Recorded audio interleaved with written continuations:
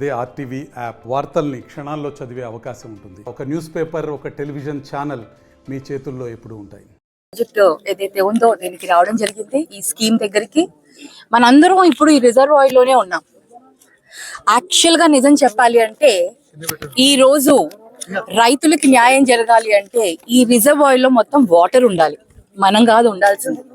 నీళ్లు ఉండాల్సిన అవసరం ఉన్న ప్రాంతంలో ఇప్పుడు మనం ఇక్కడ కూర్చుని ఇక్కడ నిలబడి ఈ ప్రాంతంలో జరుగుతున్న రైతులకు అన్యాయం గురించి మాట్లాడాల్సిన అవసరం ఇవాళ ఎంతైనా వస్తుంది. మరి 2003లో ఈ ప్రాజెక్ట్ ని ఎప్పుడైతే స్టార్ట్ చేశారో ఇప్పుడు నేను రైతులను అడుగుతున్నాను, అప్పటి నుంచి అసలు ఇంతవరకు ఎప్పుడన్నా మనకి పూర్తిగా రిజర్వాయర్ నిండిందా అని. ఇంతవరకు పూర్తిగా రిజర్వాయర్ నిండలేదు. కాకపోతే మా ప్రభుత్వంలో ఎత్తిపోతల ద్వారా ఇక్కడ కనీసం నీరు తీసుకొని వచ్చి వ్యవసాయానికి మనం నీరు అందుబాటులోకి తీసుకొచ్చాం. 115 ఎకరాలు ఉన్న ఈ స్థలం మొత్తంలో మనకు కనీసము ఇక్కడ 4083 ఎకరాలకి సాగునీరుని ప్రొవైడ్ చేయాల్సిన అవసరం మనకుంది ఇక్కడ. కానీ ఈరోజు టెక్నికల్ రీజన్స్ అయి ఉండొచ్చు, ఏదైతే ఈ ప్రాజెక్ట్ తయారు చేసేటప్పుడు ఆ ఫుట్బాల్ ని మనం నది దగ్గర ఏదైతే పెట్టారో అది వాటర్ లెవెల్ కంటే ఎక్కువ హైట్ లో పెట్టడం వల్ల నదిలో వరదలు ఎప్పుడైతే వస్తాయో, ఎప్పుడైతే ఆ వరద ప్రవాహం వస్తుందో అప్పుడే మనకి నీళ్ళు వచ్చాక ఇలా పెట్టారు.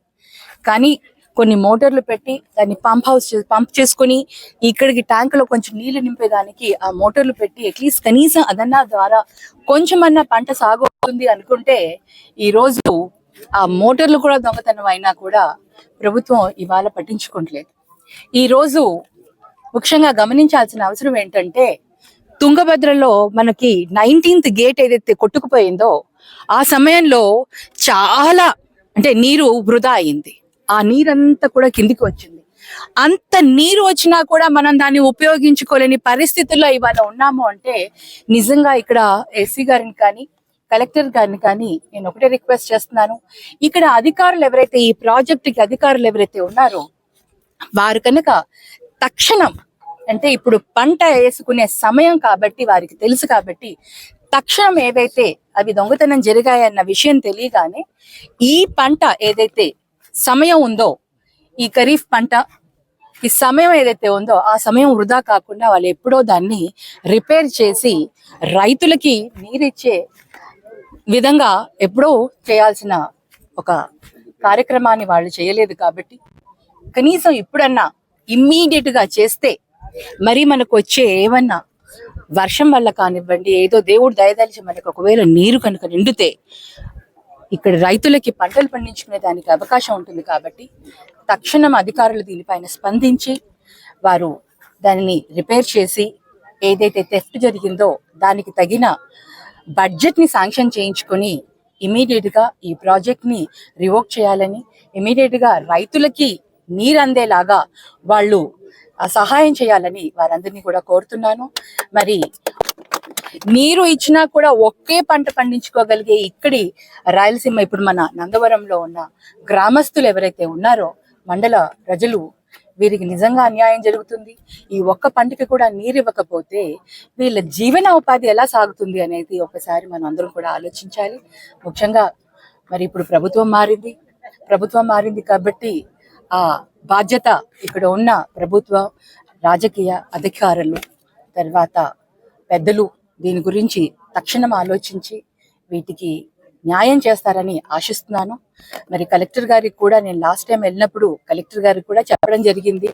ఆయనని మీట్ అయినప్పుడు ఇలా మాకు పరిస్థితి ఇలా ఉంది, మోటార్స్ పంప్ చేసుకునే దానికి అక్కడ కాపర్ వైర్ అంతా కూడా థెఫ్ట్ అయింది కాబట్టి మీరు ఇమీడియట్ గా దాన్ని తెప్పించుకొని బడ్జెట్ మీద దాన్ని తెప్పించుకొని మొదలు పెట్టమని రిక్వెస్ట్ కూడా చేయడం జరిగింది.